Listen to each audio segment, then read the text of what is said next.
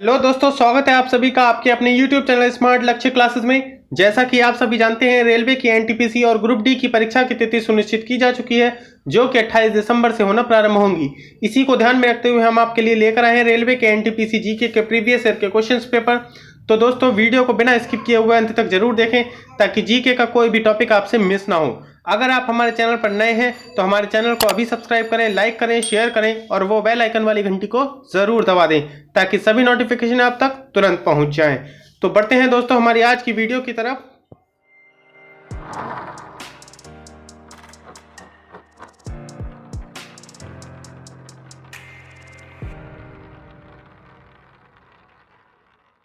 दोस्तों, हमारा आज का पहला क्वेश्चन है, आग को बुझाता है निम्नलिखित में से आग को कौन सी गैस बुझाती है? ऑप्शन ए है फ्रेंड्स O2, ऑप्शन बी है CO2, ऑप्शन सी है SO2, ऑप्शन डी है NO2। वीडियो को पॉज करिए और कमेंट करिए हमें कि क्या आंसर है इसका। आंसर होगा वो आंसर है CO2 अर्थात कार्बन डाइऑक्साइड, अर्थात बी ऑप्शन इसका करेक्ट आंसर है। कार्बन डाइऑक्साइड जो है वो आग को बुझाने के काम में आती है। दोस्तों, कुछ और भी इंटरेस्टिंग मैं आपको बातें बता देता हूँ गैसों से रिलेटेड। आग को बुझाने के लिए तो CO2 काम में आती है, और गोबर गैस का मुख्य रूप से गोबर गैस में जो है निम्नलिखित मुख्य रूप से कौन सी गैस मौजूद होती है? उसका आंसर है दोस्तों मीथेन। मीथेन जो है गोबर गैस में मौजूद होती है। और कौन सी अधातु कमरे के तापमान पर तरल अवस्था में रह सकती है? वो है ब्रोमीन। और दोस्तों, लाफिंग गैस किसे कहते हैं? तो लाफिंग गैस दोस्तों बोला जाता है नाइट्रस ऑक्साइड को। और दोस्तों, लोहा, क्रोमियम, निकल की मिश्र धातु का नाम क्या है? तो उसका मिश्र धातु का नाम जो है वो है स्टेनलेस स्टील। ठीक है। अब जो मैं आपको एक अगला बता रहा हूँ वो है, किस धातु को केरोसिन में भीतर रखा जाता है? तो इसका आंसर बताइए दोस्तों आप हमें कमेंट करके कि किस धातु को जो है केरोसिन के अंदर भीतर मतलब रखा जाता है। और मैं आपसे एक और क्वेश्चन पूछता हूँ, स्टोरेज जो है बैटरियों में किस धातु का प्रयोग किया जाता है? स्टोरेज बैटरियों में किस धातु का प्रयोग किया जाता है? तो ऑप्शन है आंसर है दोस्तों उसका लीड। अब हम बढ़ते हैं हमारे अगले क्वेश्चन की तरफ। तो हमारा अगला क्वेश्चन है दोस्तों हमारा दूसरा क्वेश्चन है, एक जनरेटर रूपांतरित करता है। ऑप्शन ए है फ्रेंड्स यांत्रिक ऊर्जा को विद्युत ऊर्जा में, ऑप्शन बी है विद्युत ऊर्जा को यांत्रिक ऊर्जा में और विद्युत ऊर्जा को रासायनिक ऊर्जा में, ऑप्शन सी है तापीय ऊर्जा को विद्युत ऊर्जा में, ऑप्शन डी है विद्युत ऊर्जा को प्रकाश ऊर्जा में। वीडियो को पॉज करिए और आंसर बताइए कमेंट बॉक्स में फ्रेंड्स।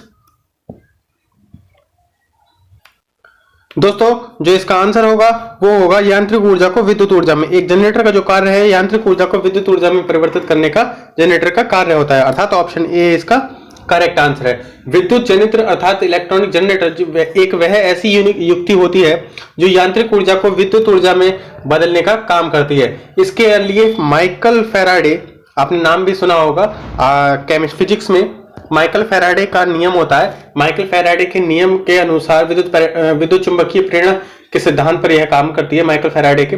और यह इसे जो है किसी भी स्रोत से की गई यांत्रिक ऊर्जा को विद्युत ऊर्जा में परिवर्तित करना इसके माध्यम से संभव है। अब बढ़ते हैं फ्रेंड्स अगले क्वेश्चन की तरफ। तो हमारा अगला क्वेश्चन है दोस्तों, 2015 के अंत तक भारत ने अंटार्कटिका में कितने अनुसंधान स्टेशन स्थापित कर दिए हैं? ऑप्शन ए है 2, ऑप्शन बी 3, ऑप्शन सी है 4, ऑप्शन डी है 5। आंसर बताइए फ्रेंड्स। 15 के अंत तक भारत ने अंटार्कटिका में अनुसंधान केंद्र कितने स्थापित किए हैं? वह अनुसंधान केंद्र स्थापित किए हैं 3। अब तक 3 अनुसंधान केंद्र स्थापित किए जा चुके हैं 2015 के अंत तक। और वह कौन कौन से हैं, मैं इसके बारे में आपको संक्षिप्त जानकारी दे देता हूं। भारतीय अटलांटिक कार्यक्रम भारत सरकार के नियंत्रण वाला अटलांटिक और महासागर अनुसंधान केंद्र पृथ्वी विज्ञान मंत्रालय के अंतर्गत एक बहुअनुशासित और बहुसंस्थागत कार्यक्रम है। किस मंत्रालय के अंतर्गत आता है फ्रेंड्स? यह आता है पृथ्वी विज्ञान मंत्रालय के अंतर्गत। ठीक है। अब इसके बारे में और यह जो 1981 से अटलांटिका में पहली भारतीय अभियान के साथ आरंभ किया गया था। कब से आरंभ किया गया था? 1981 से। 1981 से यह कार्यक्रम आरंभ किया गया था। अब जो है 1990 में गंगोत्री 1990 में गंगोत्री आधार को मैत्री बेस द्वारा स्थानांतरित किया गया था। जो दूसरा नंबर का है वह है मैत्री और पहला है गंगोत्री। अब जो तीसरा नंबर का रह गया, जो अभी स्थापित किया है, वह 2015 में आरंभ किया गया भारतीय एक नया आधार था। ठीक है, भारतीय नाम। पहला है गंगोत्री, दूसरा है आपका मैत्री और तीसरा सॉरी दोस्तों, तीसरा है आपका मैत्री, तीसरा है आपका भारतीय एक नया आधार है, जिसके अंतर्गत 134 शिपिंग कंटेनरों का निर्माण किया गया है। इसके अंतर्गत 134 शिपिंग कंटेनर है और इसमें 30 से अधिक वैज्ञानिकों का संचालन दल शामिल किया गया था। यह 2015 का करंट अफेयर का क्वेश्चन था दोस्तों। अब बढ़ते हैं हमारे अगले क्वेश्चन की तरफ। तो हमारा अगला क्वेश्चन है दोस्तों, निम्नलिखित में से कौन सा ग्लोबल पोजिशनिंग सिस्टम अर्थात जीपीएस, ठीक है, जिसे हम लोग जीपीएस के नाम से जानते हैं, के संबंध में सत्य नहीं है। ये क्वेश्चन ध्यान से पढ़ना है आपको दोस्तों। जहां सत्य नहीं है वह आपको आंसर देना है। ऑप्शन ए है दोस्तों, अंतरिक्ष आधारित नेविगेशन प्रणाली है, चक्रवात की भविष्यवाणी नहीं कर सकता है, इसे वाहनों की आवाजाही का नक्शा तैयार करने के लिए इस्तेमाल किया जा सकता है, यह कार में नेविगेशन के लिए इस्तेमाल किया जा सकता है। वीडियो को पॉज करिए और कमेंट करके हमें आंसर बताइए दोस्तों। ध्यान रखिएगा कि इसका आंसर नहीं में देना है, कि कौन सा आंसर इसका नहीं है। ठीक है दोस्तों, अगर आपने हमारी प्रीवियस वीडियोस नहीं देखी है तो आप हमारे वीडियो पे आई बटन पे क्लिक करके, जो लेफ्ट कॉर्नर पर आ रहा है ऊपर, उस पर वीडियो पे लेफ्ट कॉर्नर पे क्लिक करके प्रीवियस वीडियो आप हमारे देख सकते हैं। और अगर आप हमारे चैनल पर नए हैं तो हमारे चैनल को लाइक करें, शेयर करें और सब्सक्राइब करें। बेल आइकन को भी प्रेस करना ना भूलें, ताकि जब भी हम वीडियो अपलोड करो आपको उसका नोटिफिकेशन तुरंत मिल जाए। अब इसका आंसर बता देता हूं मैं दोस्तों आपको। इसका जो आंसर है वह है बी, चक्रवात की भविष्यवाणी नहीं कर सकता है। एक जो जीपीएस होता है, ग्लोबल पोजिशनिंग सिस्टम, यह चक्रवात की भविष्यवाणी नहीं कर सकता है। यह एक अंतरिक्ष आधारित नेविगेशन प्रणाली है। यह स्पेस में होता है और स्पेस में सैटेलाइट के जरिए जीपीएस प्रणाली काम करती है। और इसका जो प्रयोग होता है वाहनों की आवाजाही में, जैसे हम लोग आजकल मैप पे यूज करते हैं और स्मार्टफोन्स में सभी के जीपीएस होता है, उसके आधार पर हम लोग ट्रैफिक सिस्टम देख सकते हैं। कार में नेविगेशन के लिए भी इस्तेमाल किया जा सकता है। यह सभी आप लोगों को पता है। अब बढ़ते हैं हमारे अगले क्वेश्चन की तरफ। तो हमारा अगला क्वेश्चन है दोस्तों, लोसांग त्योहार कहां लोकप्रिय है? ऑप्शन ए है Himachal Pradesh, option B Sikkim, option C है अरुणाचल प्रदेश, ऑप्शन डी है त्रिपुरा। दोस्तों आपको इसका आंसर बताना है, लोसांग त्योहार कहां लोकप्रिय है। आप वीडियो को पॉज करिए और आंसर बताइए। जो त्योहार होता है यह सिक्किम में मनाया जाता है।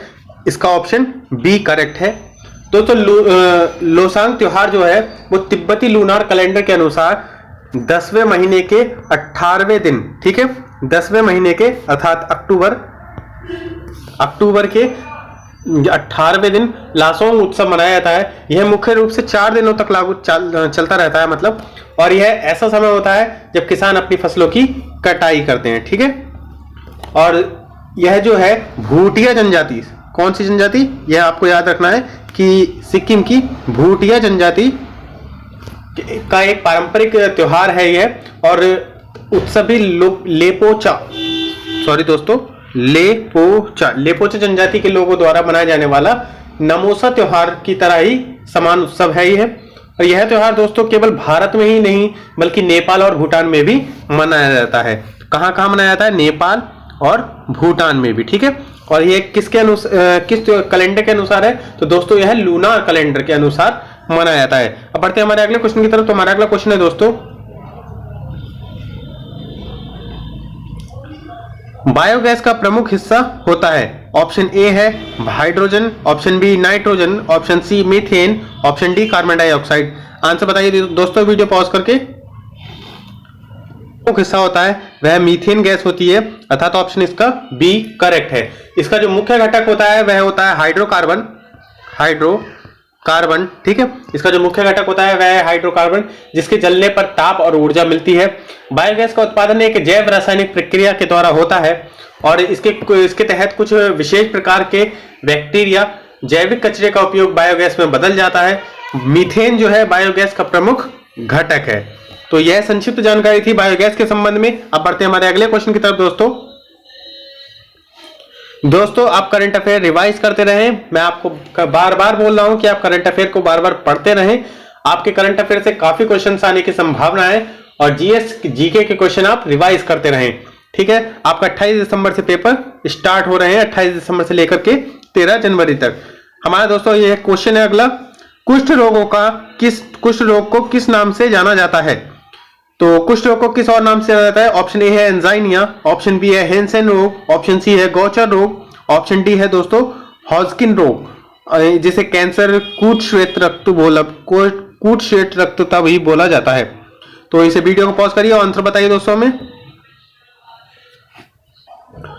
मित्रों, कुष्ठ रोग को किस नाम से जाना जाता है? कुष्ठ रोग को दोस्तों हैंसेन रोग के नाम से भी जाना जाता है। और दोस्तों ब्राजील, इंडोनेशिया और भारत, यह 3 देश ऐसे हैं जहां सर्वाधिक कुष्ठ रोग होता है। सर्वाधिक कुष्ठ रोगों वाला यह 3 देश माने जाते हैं। कुष्ठ रोग को दोस्तों कोढ़ रोग भी कहा जाता है।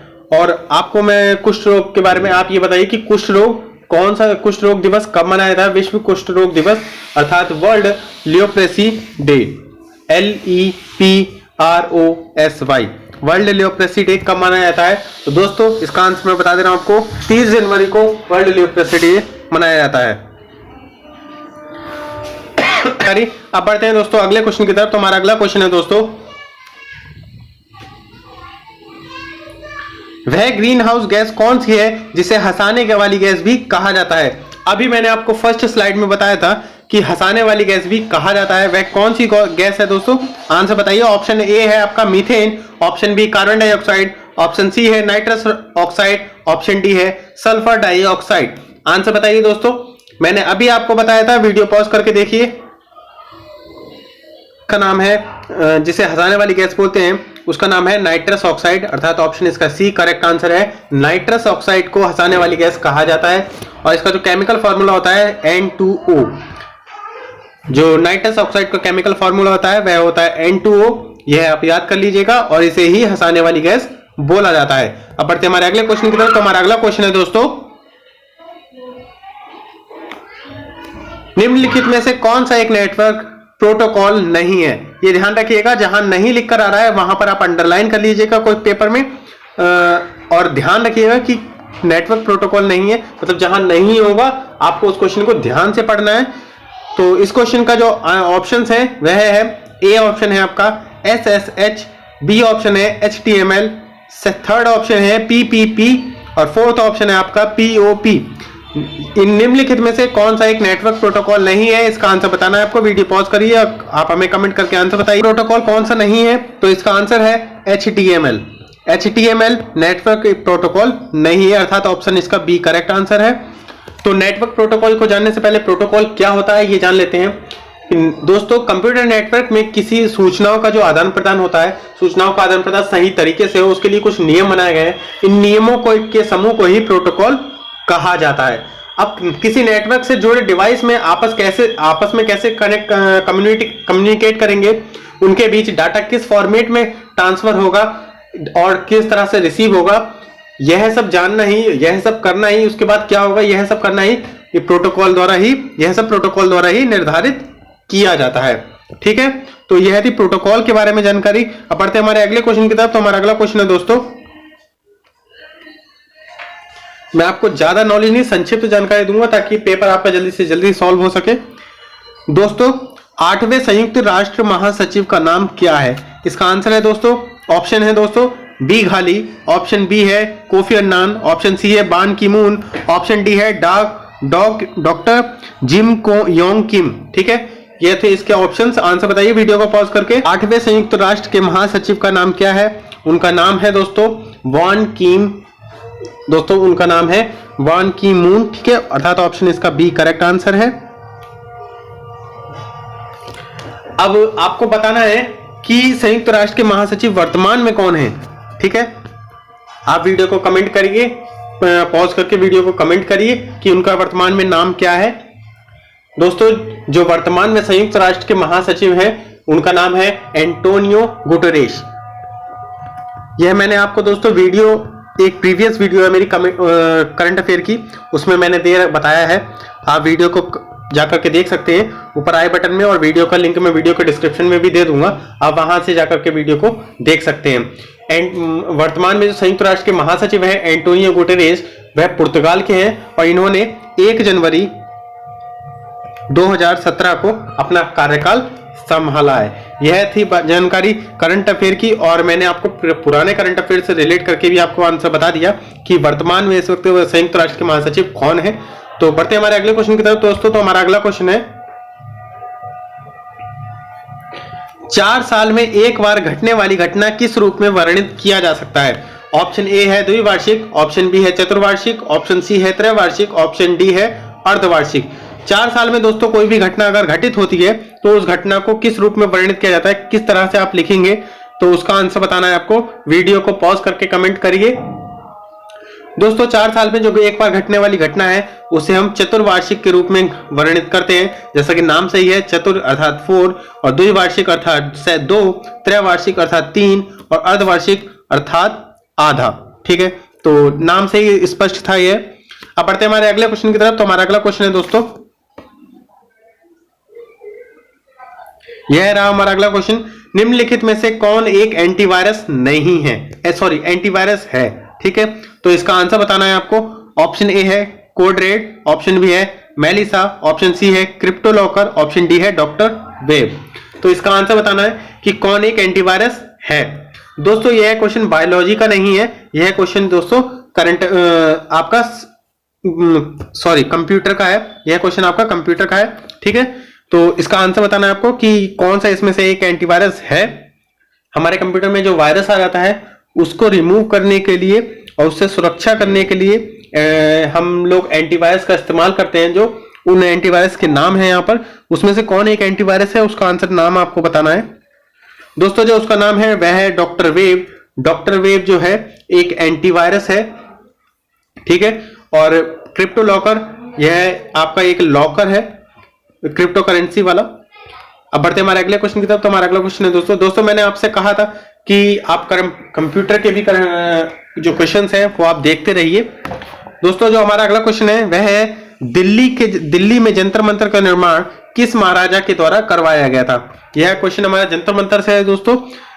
दिल्ली में जंतर मंतर का निर्माण किस महाराजा के द्वारा कराया गया था। ऑप्शन ए है दोस्तों जयपुर के राजा जय सिंह प्रथम द्वारा, जयपुर के जय सिंह प्रथम द्वितीय द्वारा, और ऑप्शन सी है राम सिंह प्रथम द्वारा, ऑप्शन डी है बिशन सिंह के द्वारा।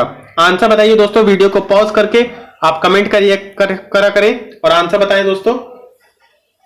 आपको हमारी वीडियो कैसी लगती है आप हमें कमेंट करके बताएं, और आप हमारे चैनल पर नए हैं तो सब्सक्राइब करें दोस्तों। जो इनका आंसर है वह है जय सिंह द्वितीय के द्वारा। दिल्ली में जंतर मंतर का निर्माण दोस्तों जयपुर के राजा जय सिंह के द्वितीय के द्वारा कराया गया था, अर्थात इसका बी ऑप्शन करेक्ट है। अब बढ़ते हैं हमारे अगले क्वेश्चन की तरफ। दोस्तों आप हमें कमेंट करके आंसर बताएं कि जंतर मंतर का निर्माण कब कराया गया था, कौन सी सन में कराया गया था। ठीक है, अगर आपने हमारी प्रीवियस वीडियोस नहीं देखी तो आप हमारी वीडियोस को जरूर देखें दोस्तों यह क्वेश्चन हमारा कंप्यूटर से है, किस कुंजी के संयोजन का उपयोग एमएस वर्ड, जैसे माइक्रोसॉफ्ट वर्ड भी बोलते हैं, एमएस वर्ड में पाठ्य को, मतलब आपने अगर कुछ भी सेलेक्ट लिखा है उसको पेस्ट करने के लिए किया जाता है। यहां पर शॉर्ट की दे रखी है दोस्तों। संयोजन की का मतलब होता है शॉर्ट की। ठीक है, ऑप्शन ए है कंट्रोल वी, ऑप्शन बी है कंट्रोल जेड, ऑप्शन सी है कंट्रोल आर, ऑप्शन डी है कंट्रोल F4। आंसर बताइए दोस्तों। अगर आप कंप्यूटर का इस्तेमाल करते हैं दोस्तों तो आपको पता भी होगा, और अगर आप स्मार्टफोन का इस्तेमाल करते हैं तो भी आपको पता होना चाहिए कि पेस्ट किससे करते हैं, कॉपी और पेस्ट। दोस्तों जो इसका आंसर है वह है कंट्रोल वी। कंट्रोल वी के द्वारा हम लोग पेस्ट करते हैं और कंट्रोल सी से हम लोग कॉपी करते हैं। ठीक है, कंट्रोल और जेड का जो मैंने इस्तेमाल बताया था आपको प्रीवियस वीडियो में, मैंने कंट्रोल जेड का इस्तेमाल बताया था। कंट्रोल जेड का किसी भी पाठ्य को दोबारा से लाने के लिए या हटाने के लिए कंट्रोल जेड का इस्तेमाल किया जाता है। ठीक है, तो यह थी जानकारी एमएस वर्ड के शॉर्ट कीज के बारे में। अब बढ़ते हैं हमारे अगले क्वेश्चन की तरफ। हमारा अगला क्वेश्चन है दोस्तों, वह कौन सा सुरक्षा बल है जो केंद्रीय गृह मंत्रालय के अंतर्गत नहीं आता है। ठीक है, इसमें ध्यान रखिएगा, नहीं लिखा है इसलिए आप मार्क कर लीजिए इसे। वह कौन सा सुरक्षा बल है जो केंद्रीय गृह मंत्रालय के अंतर्गत नहीं आता है। ऑप्शन ए है दोस्तों सशस्त्र सीमा बल, ऑप्शन बी है सीमा सुरक्षा बल, ऑप्शन सी है रेलवे सुरक्षा बल, ऑप्शन डी है भारत तिब्बत सीमा सुरक्षा बल। ठीक है, भारत तिब्बत सीमा पुलिस बल। आंसर बताइए दोस्तों इसका कमेंट करके हमें कि इसका आंसर क्या होगा। गृह मंत्रालय के अंतर्गत जो है जो बल नहीं आता है उसका नाम है रेलवे सुरक्षा बल। रेलवे सुरक्षा बल केंद्रीय गृह मंत्रालय के अंतर्गत नहीं, रेलवे मंत्रालय के अंतर्गत आता है। और दोस्तों केंद्रीय गृह मंत्रालय जो है, गृह मंत्रालय को विभिन्न दायित्वों का निर्वहन करना होता है, जिसके अंतर्गत देश की आंतरिक सुरक्षा अर्थात इंटरनल सिक्योरिटी और सीमा प्रबंधन बॉर्डर सिक्योरिटी जिसे सीमा सुरक्षा बल देखती है। और दोस्तों केंद्र राज्य के संबंध में केंद्र राज्य से संबंध बनाना और संघ राज्य क्षेत्रों का दायित्व भी सौंपा गया है। वह प्रत्येक राज्य को बाहरी आक्रमण और आंतरिक गड़बड़ियों के संबंध में सुरक्षा प्रदान करती है। ठीक है, यह थी जानकारी संक्षिप्त केंद्रीय गृह मंत्रालय के संबंध में। अब बढ़ते हैं हमारे अगले क्वेश्चन की तरफ। हमारा अगला क्वेश्चन है दोस्तों, उस देश का नाम बताएं जिसकी मुद्रा रुपया नहीं है। जिसकी मुद्रा का नाम रुपया नहीं है या जिसकी मुद्रा रुपया नहीं है, आप कुछ भी कह सकते हैं। ऑप्शन ए है दोस्तों नेपाल, ऑप्शन बी है पाकिस्तान, ऑप्शन सी है श्रीलंका, ऑप्शन डी है म्यांमार। आंसर बताइए दोस्तों वीडियो को पॉज करके। इसमें रुपया नहीं चलता है उस देश का नाम है म्यांमार। म्यांमार में दोस्तों रुपया नहीं चलता है। नेपाल, पाकिस्तान और श्रीलंका तीनों देशों में की जो करेंसी है उसका नाम रुपया है। ठीक है, और जो म्यांमार की करेंसी है उसका नाम है दोस्तों क्वैत। म्यांमार की जो करेंसी है उसका नाम है क्वैत दोस्तों। ठीक है, तो यह थी जानकारी मुद्रा के संबंध में। अब बढ़ते हमारे अगले क्वेश्चन की तरफ। हमारा अगला क्वेश्चन है दोस्तों, और दोस्तों कंबोडियन की जो मुद्रा है करेंसी है उसका नाम है रियाल, और दक्षिण कोरिया की वान, वियतनाम की दोंग, मलेशिया की रिंगित, इंडोनेशिया की भी दोस्तों रुपया है, लाओ की कीप। ठीक है, तो यह थी जानकारी मुद्रा के बारे में, करेंसी के बारे में। अब बढ़ते हैं हमारा अगला क्वेश्चन है दोस्तों, निम्नलिखित में से बाकी तीन से क्या अलग है। पालक, मसूर की दाल, धनिया, सलाद। यह दोस्तों रीजनिंग का क्वेश्चन है, इसमें मिस्टेक से लिखा गया है। तो इसका आंसर मैं आपको बता देता हूं कि इन निम्नलिखित में से बाकी तीनों में से क्या अलग है। तो आप बताइए दोस्तों क्या अलग होगा। इसका आंसर है दोस्तों मसूर की दाल। ऑप्शन बी इसका करेक्ट आंसर है। पालक, धनिया और पत्ता यह सब हरी सब्जी हैं। ठीक है, और दाल पल्स अलग चीज है। तो सब नाम से ही पता चल रहा था। अब बढ़ते हैं हमारे अगले क्वेश्चन की तरफ। तो हमारा अगला क्वेश्चन है दोस्तों, 1929 के सविनय अवज्ञा आंदोलन का उद्देश्य क्या था। ठीक है, 1929 ये हिस्ट्री का क्वेश्चन है और मॉडर्न हिस्ट्री का। 1929 के सविनय आंदोलन का उद्देश्य क्या था। तो ऑप्शन ए है दोस्तों ब्रिटिश सरकार के आदेशों की संपूर्ण अवज्ञा, चौरी चौरा घटना का विरोध, ब्रिटिश सरकार के आदेशों की आंशिक अवज्ञा, मतलब कि ब्रिटिश सरकार के आदेशों का थोड़ा ही मतलब पालन करेंगे और बाकी पालन नहीं करेंगे। यह सुनिश्चित करना कि सभी नागरिकों को उनके नागरिक अधिकार द्वारा सरकार द्वारा दिए जाएं। नागरिक अधिकार जो है वो सरकार द्वारा दिए जाएं। तो इसका आंसर क्या है दोस्तों। दोस्तों जो 1929 का सविनय अवज्ञा आंदोलन था उसका मुख्य उद्देश्य था सरकार के आदेशों की पूर्ण अवज्ञा करना। जैसे कि नाम से ये कि सविनय अवज्ञा आंदोलन, इसमें ब्रिटिश सरकार के द्वारा जितने भी आदेश दिए जा रहे थे उन सभी का अनुपालन करना था। ठीक है, तो यह था हमारा इसका आंसर। ऑप्शन बी ए इसका करेक्ट था। अब हमारा अगला क्वेश्चन है दोस्तों, भारतीय मुद्रा नोटों के अग्रभाग पर दिखाई देने वाली भारतीय रिजर्व बैंक के मुद्रण के लिए किस तकनीक का प्रयोग किया जाता है। ऑप्शन ए है दोस्तों इंताग्लियो प्रिंटिंग, और ऑप्शन बी है माइक्रो लेटरिंग, ऑप्शन सी है लेटेंट प्रिंटिंग, ऑप्शन डी है स्क्रीनिंग प्रिंटिंग। ठीक है, इसका आंसर बताइए दोस्तों कि क्या होगा। इंताग्लियो प्रिंटिंग इसका आंसर है। ऑप्शन ए इसका करेक्ट है। ठीक है, भारतीय रिजर्व बैंक द्वारा जो मुद्रा के अग्रभाग पर जो दिखाई देता है, भारतीय रिजर्व बैंक मुद्रा किस तकनीक का प्रयोग करता है, वह इंताग्लियो प्रिंटिंग का प्रयोग करता है। और इंताग्लियो प्रिंटिंग दोस्तों ये उसमें नोट आपने देखा ही होगा, नोट में आपको उभरी हुई सी सतह दिखाई देती है, उसी को इंताग्लियो प्रिंटिंग बोला जाता है। इसके अंतर्गत छवि को जो है एक सतह से उकसाया जाता है और उकसाई गई रेखा या फिर धसा हुआ क्षेत्र स्याही धारण कर लेती है। और यह एक राहत प्रिंटिंग के प्रत्यक्ष विपरीत है, जहां मैट्रिक्स के कुछ हिस्सों जो छवि को मुख्य सतह के ऊपर खड़ा कर देते हैं। ठीक है, आपको 3D प्रिंटिंग की तरह ही एक तरीके से लगती है ये, कि ऊपर से उभरा हुआ सा लगे आपको, उसी को टैंगलियो प्रिंटिंग बोलते हैं। अब बढ़ते हैं हमारे अगले क्वेश्चन की तरफ। तो हमारा अगला क्वेश्चन है दोस्तों, लट्टू को घुमाना किसका उदाहरण है? ऑप्शन ए है केंद्र विमुख बल, ऑप्शन बी है अपकेंद्रीय बल, ऑप्शन सी है गुरुत्वाकर्षण बल, ऑप्शन डी है घर्षण बल। आंसर बताइए दोस्तों इसका क्या होगा? लट्टू को घुमाना किसका उदाहरण है? इसका आंसर बताइए दोस्तों, इसका उदाहरण है दोस्तों लट्टू को घुमाना केंद्राभिमुख बल का कारण है, उदाहरण है, सॉरी, लट्टू को घुमाना केंद्राभिमुख बल का उदाहरण है, अर्थात ऑप्शन ए इसका करेक्ट आंसर है। अब बढ़ते हैं हमारे अगले क्वेश्चन की तरफ। तो हमारा अगला क्वेश्चन है दोस्तों यह 6 अप्रैल के करंट 6 अप्रैल का एनटीपीसी का पेपर है, ये उसकी जीके है। आप ध्यान से देखिए इसे और वीडियो को बिना स्किप किए हुए देखें। दोस्तों हमारा क्वेश्चन है, तमिलनाडु का सबसे लोकप्रिय नृत्य कौन सा है? ऑप्शन ए है कारगम, ऑप्शन बी है कुडियाट्टम, ऑप्शन सी है यक्षगान, ऑप्शन डी है कथकली। आंसर बताइए दोस्तों इसका क्या होगा? दोस्तों जो इसका आंसर है वह है कारगम, ऑप्शन ए इसका करेक्ट है।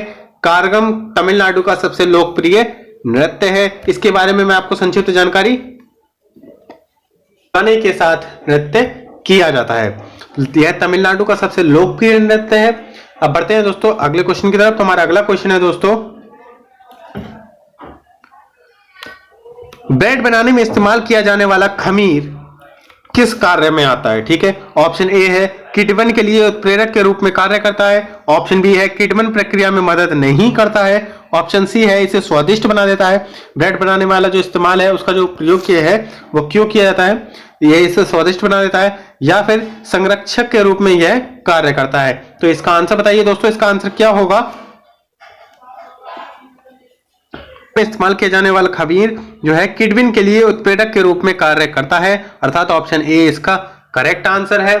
दोस्तों जो खमीर होता है बेकर्स के लिए, यह बेकर्स खमीर जो है का प्रयोग प्रमुखतः ब्रेड बनाने के लिए ही किया जाता है, और बेकिंग के लिए इसमें गर्म पानी, आटे, नमक, शक्कर और सौंफ के साथ मिलाने पर यह अच्छा कार्य करता है, जिससे आटा जो है फूल जाता है और फूल कर नरम और स्पंजी बन जाता है। जैसे फुलफुला सा होता है वह नरम और स्पंजी बन जाता है। ब्रेड आपने देखी होगी काफी स्पंजी होती है, उसी लिए इस खमीर का उपयोग किया जाता है। ठीक है, तो बढ़ते हैं हमारे अगले क्वेश्चन की तरफ। तो हमारा अगला क्वेश्चन है दोस्तों,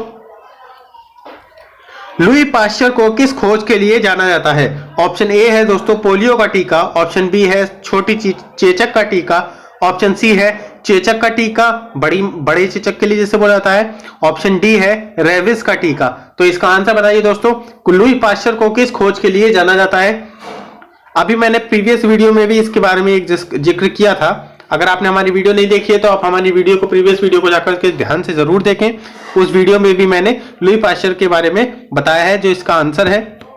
तो इसका आंसर है दोस्तों, लुई पाश्चर ने जिस खोज के लिए जाने जाते हैं वह है रेबिस का टीका। लुई पाश्चर रेबिस के टीके के लिए जाने जाते हैं, और अभी हाल ही में 2015 में जो था एक इंजेक्शन आया था, एक दवाई जिसका नाम था RAMB। ठीक है, उसका जो ट्रायल था वह पूरा हो चुका था। वह सबसे जल्दी असर करने वाली रेबिस की दवा थी। ठीक है, तो उसके बारे में मैंने आपको बताया था प्रीवियस वीडियो में। आपने हमारी वीडियो नहीं देखी है तो आप हमारी वीडियो को जरूर ध्यान से देखें। हमारे अगला क्वेश्चन है जो दोस्तों वह है आधुनिक आनुवंशिकी का जनक किसे माना जाता है? यह क्वेश्चन काफी आता है और काफी पूछा जाता है इन एग्जाम्स में। तो ऑप्शन ए है दोस्तों चार्ल्स डार्विन, ऑप्शन बी है ग्रेगर मेंडल, ऑप्शन सी है अलेक्जेंडर फ्लेमिंग, ऑप्शन डी है ऑटो हैन। ठीक है दोस्तों, यह क्वेश्चन दोस्तों 10th क्लास में भी आपका आता है, 10th क्लास से काफी रिलेट करता है। और अगर आपने 10th क्लास कर रखा है तो आपको ऑब्वियसली पता ही होगा कि आधुनिक आनुवंशिकी का जनक दोस्तों किसे माना जाता है। आधुनिक आनुवंशिकी का जनक दोस्तों ग्रेगर मेंडल को माना जाता है। ठीक है, अब इन्होंने किसकी खोज की थी यह मैं आपको बता देता हूं। जो जनक थे ग्रेगर मेंडल, इन्होंने मटर के दानों पर प्रयोग करके आनुवंशिकी के नियमों को निर्धारित किया था। इसी के कारण इन्हें आनुवंशिकी का जनक कहा जाता है। अब बढ़ते हैं हमारे अगले क्वेश्चन की तरफ। तो हमारा अगला और लास्ट क्वेश्चन है दोस्तों, मैक ओएस कंप्यूटर का क्वेश्चन है दोस्तों। मैक ओएस किसके द्वारा विकसित ऑपरेटिंग सिस्टम है? ऑप्शन ए है दोस्तों आईबीएम, ऑप्शन बी है माइक्रोसॉफ्ट, ऑप्शन सी है एप्पल, ऑप्शन डी है माइक्रोमैक्स। आंसर बताइए दोस्तों इसका क्या है? सभी को पता है मैक ओएस एप्पल द्वारा विकसित एक ऑपरेटिंग सिस्टम है। दोस्तों ये थी हमारे आज की वीडियो के बारे में एक डिस्कशन। हमारी वीडियो यहीं समाप्त होती है। दोस्तों अगर आपने हमारी प्रीवियस वीडियो नहीं देखी है तो आप हमारी प्रीवियस वीडियो को जाकर के आई बटन पर क्लिक करके, और वीडियो के डिस्क्रिप्शन में मैं उनका लिंक दे दूंगा, वहां से जाकर के आप वीडियो को देख सकते हैं। और दोस्तों आपको हमारी वीडियो कैसी लगती है आप हमें कमेंट करें, और हमारे चैनल पर अगर आप नए हैं तो सब्सक्राइब करें, बेल आइकन को प्रेस करना ना भूलें ताकि जब भी हम वीडियो अपलोड करें आपको उसकी नोटिफिकेशन तुरंत मिल जाए। दोस्तों आप हमें इंस्टाग्राम पर भी फॉलो कर सकते हैं, और अगर आपको हमारी वीडियो की पीडीएफ चाहिए तो आप हमारे टेलीग्राम चैनल पर भी जाकर डाउनलोड कर सकते हैं। टेलीग्राम चैनल का लिंक मैं वीडियो के डिस्क्रिप्शन में दे दूंगा। आप हमें इंस्टाग्राम पर फॉलो कर सकते हैं, फेसबुक पेज पर लाइक कर सकते हैं, और आपको कुछ सुझाव हो तो आप हमें इस पते पर educationhubsmart@gmail.com पर भेज सकते हैं। यह थी हमारी आज की वीडियो। दोस्तों अब वीडियो यहीं समाप्त करते हैं। Thank you very much. अब आपसे कल मुलाकात होगी।